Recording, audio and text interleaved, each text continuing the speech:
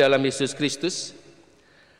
Dalam Injil hari ini, sabda yang menggema rema di dalam hati saya adalah, barang siapa menolak aku, ia menolak Dia yang mengutus aku.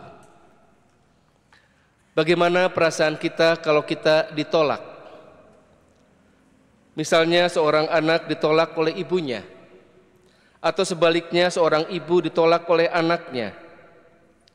Seorang istri ditolak oleh suaminya, atau sebaliknya seorang suami ditolak oleh istrinya. Ditolak oleh masyarakat, ditolak karena kelemahan, kekurangan kita. Ditolak karena juga ada hal lain dalam perizinan-perizinan. Tentu perasaan kita menjadi jengkel dan marah, bahkan mungkin juga ingin balas dendam. Tetapi hari ini mari kita belajar dari Yesus. Yesus ditolak di Korasim, di Betsaida, di Kapernaum. Padahal baru saja Yesus memberikan mukjizat di situ, ya, memberi makan 5.000 orang, memberikan sesuatu yang baik. Tetapi Yesus ditolak.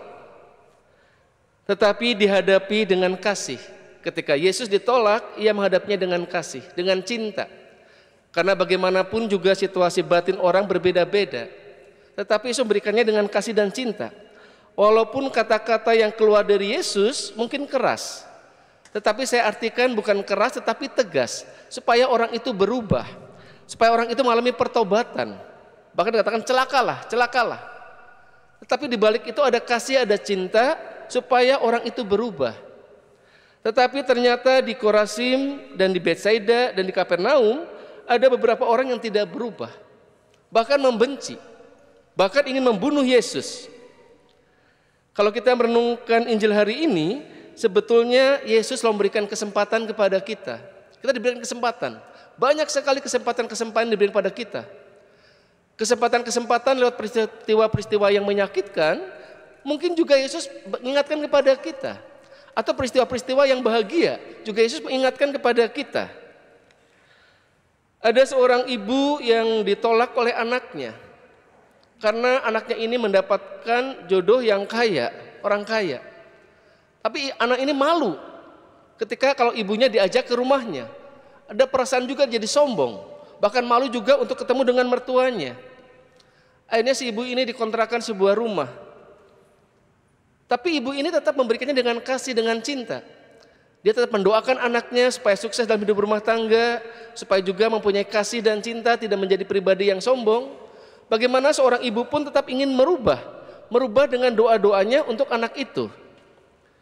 Tetapi kesempatan ini tidak diraih oleh anak itu. Anak itu tetap membenci ibunya, tidak menerima ibunya, bahkan semakin jauh dengan anaknya. Yesus banyak memberikan kesempatan kepada kita lewat peristiwa sehari-hari. Hari ini pun kalau kita renungkan betul-betul dari pagi sampai dengan malam, lalu kita mencoba merenungkannya malam hari, banyak sekali kesempatan-kesempatan diberikan Yesus untuk kita berubah.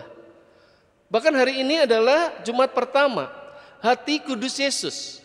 Hati yang selalu terluka mungkin dengan kesalahan kita, kelemahan kita, kekurangan kita.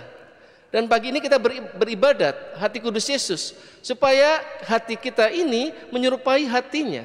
Diberikan kesempatan lewat Ekaristi, lewat adorasi. Hari ini juga kita memperingati Fransiskus dari Assisi. Kita mengetahui pribadi ini, orang yang dulu tidak benar, tetapi dibentuk oleh Tuhan menjadi orang yang hebat, menjadi santo. Bahkan dia ini adalah anak orang kaya, tapi dia tinggalkan semuanya untuk kedekatan dengan Yesus. Dia tinggalkan. Hari ini juga kita mendengarkan dari bacaan pertama dari kitab Ayub. Bagaimana Ayub, ya, orang yang sudah mempunyai apa-apa, tetapi diambil oleh Tuhan. Bahkan tubuhnya sendiri banyak penyakit. Tetapi Tuhan ada maksud di situ, dan Ayub tetap setia, tetap taat terhadap Tuhan. Itulah kesempatan-kesempatan yang diberikan Tuhan kepada kita banyak sekali. Bahkan kita tahu di detik-detik terakhir, dua penjahat yang bersama dengan Yesus. Dan penjahat itu mengatakan, "Hai Yesus, engkau putra Allah, engkau Kristus. Coba selamatkan dirimu dan kami." Ada kesempatan di situ. Tetapi justru penjahat ini diingatkan oleh temannya, kamu tidak boleh begitu. Ya, kita seperti ini karena kedosaan kita. Tetapi dia tidak seperti itu karena seperti kita. Maka dia mengatakan, Yesus, Ingatlah aku apabila engkau datang sebagai raja di Taman Firdaus. Dia mengalami pertobatan yang nyata di situ.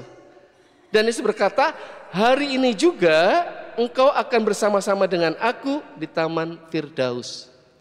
Kesempatan-kesempatan diberikan Tuhan. Hari ini, besok, dan selanjutnya. Kesempatan-kesempatan itu untuk apa? Untuk kita mengalami perubahan. Untuk kita mengalami pertobatan. Sehingga akhirnya, kalaupun kita dipanggil oleh Tuhan kapan saja, kita siap menghadap Tuhan dengan hati yang bersih. Mari Jumat pertama ini kita gunakan kesempatan kita supaya hari demi hari kita juga hati kita menyerupai hati Yesus yang kudus, supaya kita juga mengalami damai dan sukacita dalam kehidupan kita sehari-hari. Kita hening sejenak.